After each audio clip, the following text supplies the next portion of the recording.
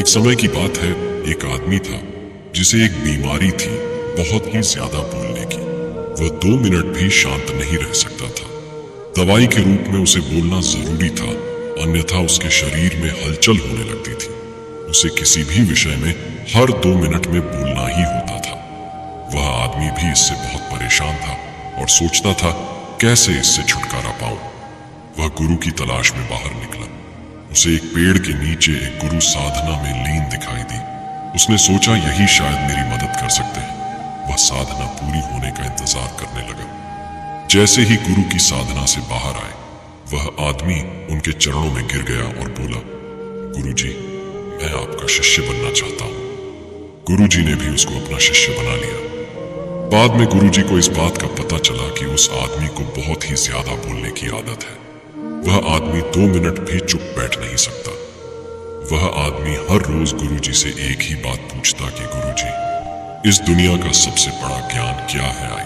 और जब भी गुरुजी से यह सवाल पूछता तो गुरुजी चुप हो जाते, कुछ भी नहीं बोलता, क्योंकि गुरुजी को पता था कि शिष्य को ज्यादा बोलने की आदत है और अभी इसको सबसे बड़े ज्ञान के बारे में बताना व्यर्थ की बात है। इसीलिए वह चुप हो जाते थे, कुछ भी नहीं बोलते। वह शिष्य हर रोज एक पास वाले गांव में भिक्षा मांगने जाया करता। वहां से भिक्षा मांगता और वहां से जो कुछ भी मिलता आश्रम में लेकर आता। गुरुजी को इस बात का पता था कि शिष्य को कुछ ज्यादा बोलने की आदत है। इसलिए गुरुजी उस शिष्य का ख्याल रखते कि कहीं मुसीबत में ना फंस जाए। एक दिन वह शिष्य एक गांव में भिक्षा मांगने जाता है और किसी घर में जाकर भिक्षा मांगता है। अब उसे ज्यादा बोलने की आदत थी। वह 2 मिनट भी चुप नहीं बैठ सकता था। इसीलिए उसने उस घर में नजर घुमाई तो उसकी नजर एक भैंस पर पड़ी। भैंस शरीर में बहुत मोटी थी और उसके घर का दरवाजा बहुत छोटा था। तभी उस शिष्य ने उस घर के मालिक से कहा, भाई साहब, आपकी भैंस तो बहुत मोटी है और आपके घर का दरवाजा बहुत छोटा है। यदि यह भैंस मर जाए तो इस दरवाजे से इस भैंस को बाहर कैसे निकालोगे? आप जैसे ही यह बात उस आदमी ने सुनी, वह डंडा लेकर शिष्य के पीछे पड़ा, उसे मारने के लिए, लेकिन शिष्य वहां से भाग खड़ा हुआ। अब भला कोई आदमी अपने ही घर के नुकसान के बारे में कैसे सुनेगा, वो भी एक भिक्षुक के मुख से। वह शिष्य वहां से भागते हुए एक दूसरे घर में जाता है और वहां पर जाकर वह भिक्षा मांगता है। और वहां भी उस घर में वह नजर घुमाता है कि किस विषय के बारे में इस घर के मालिक से बात करूं। तभी सामने एक औरत बैठी थी। उस औरत से वह कहता है, देवी, आपने हाथों में इतनी खूबसूरत चूड़ियां पहन रखी है। यदि आपके पतिदेव मर जाए तो आप इस चूड़ियों का क्या करोगी? तभी वह औरत भी उस शिष्य पर बहुत गुस्सा हुई और डंडा लेकर उसके पीछे दौड़ पड़ी। उस औरत ने कहा, एक भिक्षुक अपने मुख से ऐसा बोलता है क्या? एक तो मैं आपको भिक्षा दे रही हूँ, ऊपर से आप मेरे पति को ही मार रहे हो। ऐसा करके उस औरत ने शिष्य को अपने घर से निकाल दिया। अब शिष्य की वह आदत थी। वह कई बार मार खा चुका था, लेकिन उसकी आदत छूट नहीं रही थी। अब शिष्य को उस गांव में कोई भी भिक्षा नहीं मिली। इसी के चलते वह एक गांव से दूसरे गांव जा रहा था। जब जंगल में पहुंचा तो उसे एक मानव खोपड़ी दिखाई दी। उसने सोचा, भला यहाँ किसकी मानव खोपड़ी पड़ी है? वह उस मानव खोपड़ी के पास जाता है और जाकर देखता है कि खोपड़ी तो बोल रही है। उस खोपड़ी ने कहा कि भाई, तुम कौन हो? तभी वह शिष्य थोड़ा सा डरा और बाद में बोला, मैं तो एक भिक्षुक हूँ, भिक्षा मांगता हूँ, लेकिन तुम कौन हो और यहाँ क्या कर रहे हो? तभी उस खोपड़ी ने कहा, मैं एक शिकारी हूँ और ज्यादा बोलने के कारण मैं यहाँ पहुंच गया। तभी शिष्य ने सोचा कि भला खोपड़ी कैसे बोल सकती है? यह तो सिर्फ एक हड्डियों का ढांचा है, यह कैसे बोल सकता है? और यह बात यदि मैं राजा को बताऊंगा तो राजा जरूर मुझे इनाम देगा। इसी के चलते वह शिष्य दौड़ता दौड़ता राजा के दरबार में पहुंचा और राजा को जाकर अपनी सारी बात बताई। राजा को पहले तो लगा इसने मदिरा पी रखा है और इनाम के चक्कर में इतनी बकबक कर रहा है। बाद में जब शिष्य अपनी बात पर अड़ा रहा तो राजा ने कहा, ठीक है, यदि तेरी बात सच निकली तो तुझे इनाम दिया जाएगा, अन्यथा तुझे फांसी लगवा देंगे। शिष्य ने कहा, महाराज, मैं भला झूठ क्यों बोलूंगा? आप मेरे साथ चलकर जंगल में देख लीजिए, आपको खुद विश्वास हो जाएगा। इसके बाद राजा ने आदेश दिया कि 4 सैनिक इसके साथ जाओ और अगर इसकी बात सच निकलती है तो इसको अपने कंधे पर बिठाकर लाना। और यदि बात झूठ निकलती है तो उसको घसीटते हुए राजमहल लेकर आना। अब जैसे ही चारों सैनिक वहां पर पहुंचे तो वहां पर खोपड़ी पड़ी थी और उस खोपड़ी से वह शिष्य ने पूछा कि तुम यहाँ कैसे पहुंचे, तो खोपड़ी कुछ नहीं बोली। बार बार शिष्य ने उस खोपड़ी से पूछा, लेकिन खोपड़ी कुछ नहीं बोल रही थी।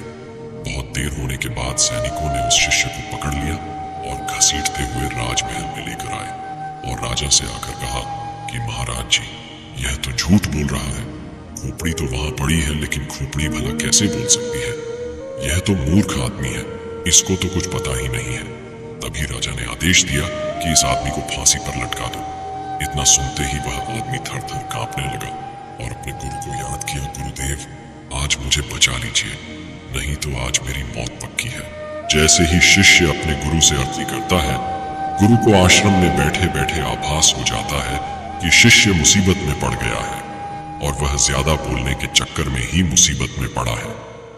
गुरु भी जल्दी जल्दी अपने शिष्य के पास आते हैं और राजा को जैसे तैसे समझाकर उस शिष्य को वहां से छुड़ा देता है और शिष्य और गुरु दोनों ही आश्रम में वापस आ जाते हैं। तभी वह गुरु कहते हैं कि मैंने तुझे कितनी बार कहा है कि ज्यादा मत बोलो। ज्यादा बोलने के चक्कर में आदमी कभी कभी बुरा फंस जाता है। तभी वह शिष्य कहता है, गुरुजी मेरी आदत पड़ गई है, अब मैं चाहकर भी इस आदत को छोड़ नहीं पा रहा हूँ।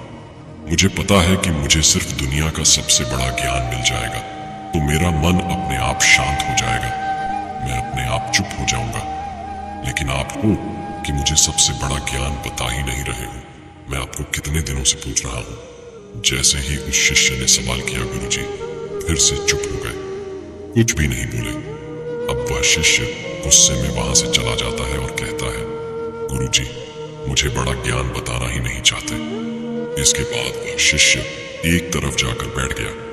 रात का अंधेरा पड़ गया था, शाम हो गई थी। प्रकृति में पाए जाने वाले हर चीज अपनी गहरी नींद में चले गए। शिष्य आकाश में देखता है, सारे तारे टिमटिमाना दे रही हैं, जो अंधेरी रात में हमेशा सुनाई देती है। तभी शिष्य को धीरे धीरे एक आभास होता है, उसको एक आवाज सुनाई देती है। वह आवाज थी मौन की। उसका मन एकदम खुश हो गया, वह कुछ भी बोल नहीं पा रहा था। उस दिन उसका मन एकदम शांत हो गया। उसको एक अलग सा आभास होने लगा, उसको एक अलग सी शांति प्रतीत हुई और उसको लगा कि शायद दुनिया का सबसे बड़ा ज्ञान यही है। और गुरुजी हमेशा मुझे बताते आ रहे थे, जब भी मैं उनसे पूछता तो वह शांत हो जाते, कुछ भी नहीं बोलते। और यही दुनिया का सबसे बड़ा ज्ञान है। ज्यादा बोलने के चक्कर में कई बार मुसीबत में फंसा, गुरुजी ने ही मुझे बचाया। और गुरुजी मुझे हर बार ज्ञान दे रहे थे, लेकिन मैं ही इस ज्ञान को समझ नहीं पाया। तभी वह शिष्य बैठकर पूरी तरह मौन का आनंद लेता है, शांति का आनंद लेता है। उसके बाद वह शिष्य वहां से उठकर अपने गुरु के पास जाकर बैठ जाता है, चुपचाप बिना कुछ बोले। तभी गुरु को पता चलता है कि शिष्य को मौन मिल गया है। तभी वह गुरुजी कहते हैं कि दुनिया का सबसे बड़ा ज्ञान मौन नहीं है, लेकिन मौन ही रास्ता है सबसे बड़े ज्ञान को पाने का। सबसे पहले हमें मौन होना पड़ेगा, तभी हम सबसे बड़े ज्ञान को पा सकते हैं। उसके बाद गुरुजी कहते हैं, इस दुनिया का कोई भी शब्द मौन से बड़ा नहीं हो सकता। मौन एक तपस्वी है, मौन एक साधना है। इस मौन को हर कोई धारण नहीं कर सकता, और जिसने भी धारण किया वह दुनिया का सबसे बड़े ज्ञान के जन्म पर पहुंच जाएगा, सबसे बड़े सुख के जन्म पर पहुंच जाएगा। उसके मन में किसी भी तरीके का सवाल नहीं रहेगा, सब सवाल खत्म हो जाएंगे, कुछ भी नहीं बचेगा, शून्य बचेगा, एक बिंदु बचेगा। बस उस बिंदु में ही चलता है असली बुद्ध का दिया। उसके बाद वह शिष्य कहता है, गुरुजी आखिर मौन कैसे रहूं? मैं जब भी ध्यान करने बैठता हूं तो मेरा मन एक जगह लगता ही नहीं। मेरे मन में हजारों विचार आते हैं। मैं जितना मौन होने की कोशिश करता हूँ, इतना ही मेरे मन में ज्यादा विचार आते हैं। ऐसे में मैं क्या करूँ? उसके बाद गुरुदेव ने कहा, मेरी बात को ध्यान से समझो। जब ध्यान करने बैठे हो तो मन को किसी तरह शांत करना है। इसे एक छोटी सी कहानी के माध्यम से समझो। एक किसान था और वह गुरु के पास जाता है, कहता है कि गुरुजी मेरे जीवन में बहुत काम है, मैं काम करके थक जाता हूँ, मुझे कुछ समाधान दीजिए। उसके बाद वह गुरुजी उस किसान को एक जादुई चिन्ह देते हैं और कहता है कि इस चिन्ह को अपने घर ले जाओ, इसे जो भी बोलोगे वह सब काम यह चिन्ह कर देगा। लेकिन हाँ, एक बात का ध्यान रखना, इसको खाली मत रखना। यदि इसको खाली बिठा दोगे तो यह तुम्हें खा जाएगा। किसान ने कहा, गुरुजी खाली बैठने का तो काम ही नहीं है। मेरे पास तो इतना काम है कि यह पूरी जिंदगी व्यस्त रहेगा। इसके बाद वह किसान उस जिन को लेकर अपने घर चला जाता है। लेकिन वह जिन था, हर काम को बड़ी जल्दी कर देता था। उसने तुरंत किसान का काम कर दिया। जब खाली हुआ तो किसान ने आरसी पड़ोसियों के काम करवाए, फिर भी लेकिन वह जल्दी से काम को खत्म कर देता और काम खत्म करके वापस किसान को बोलता कि मुझे जल्दी काम दो, नहीं तो मैं तुम्हें खा जाऊंगा। अब किसान इस चीज से परेशान होने लगा। वह वापस उस जिन को गुरुजी के पास लेकर गया और कहा, गुरुजी, अब इसका समाधान दीजिए। यह तो बड़ा जल्दी काम को कर देता है और मुझे खाने के लिए कहता है। तभी वह गुरुजी उस जिन को और किसान को लेकर उस खेत में जाते हैं और उस जिन को कहता है कि एक बांस का डंडा लेकर आओ।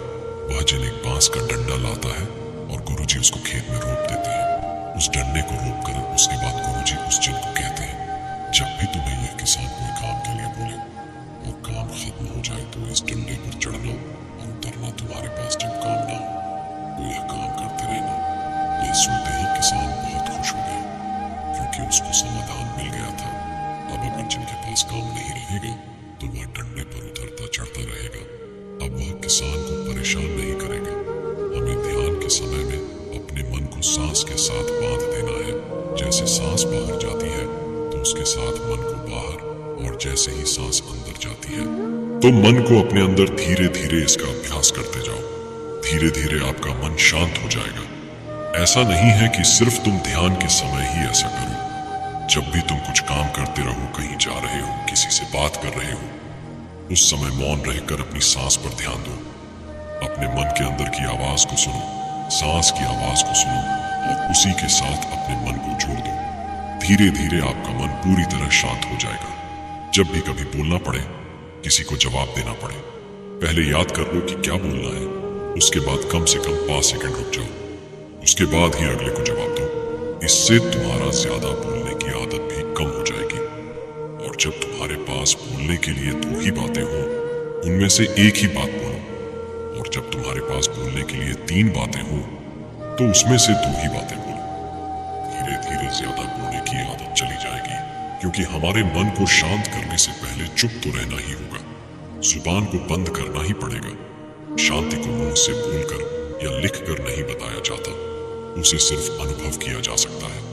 और जब तुम मौन होकर अपने ध्यान में उसको अनुभव करोगे, तभी उसकी तुम्हें सही असलियत का पता चलेगा। अब उस शिष्य को मौन का महत्व पता चल चुका था। उसे दुनिया के सबसे बड़े सुख का अनुभव हो चुका था। उसे असली शांति का अनुभव हुआ। हमें भी अपनी जिंदगी में मौन होकर उसका लाभ उठाना चाहिए। इस मौन के अंदर जो शांति है, उसका वास्तव में कोई अद्भुत अनुभव होगा, क्योंकि इतने बड़े बड़े संतों ने, भगवान बुद्ध ने इसको सबसे सर्वोपरि बताया है, सबसे बड़ा सुख बताया है और ज्ञान का पहला मार्ग बताया है। तो हमें भी अपने जीवन में मौन होकर अपने मन को शांत करके इसका अनुभव जरूर करना चाहिए।